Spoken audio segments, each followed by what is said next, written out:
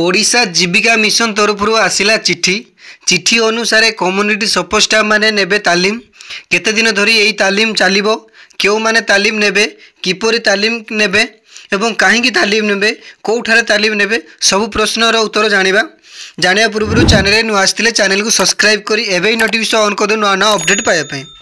देखो वर्तमान राज्य सरकार और केंद्र सरकार को टार्गेट हेउछि लक्षापति दीदी जो दीदी माने स्वयं सहायक गोष्ठी सामिल होई सेमानकर परिवार वार्षिक इनकम 1 लाख टंकार अधिक करिसंती सेमानकु लक्षापति दीदी बोली कहा जायछि। सेमानकु 2 दिन धरी तालीम दिया जिवो।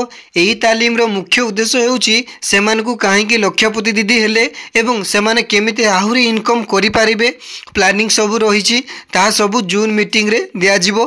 आउ मध्य चिट्ठी रे उल्लेख रहिछि 9टी बैच रे डिवाइड करा जिवो। जेउ जिला ब्लॉक रो स्थिर करा जायछि सेही जिला बा ब्लॉक रो कम्युनिटी सपोर्ट स्टाफ माने तालीम नेबे।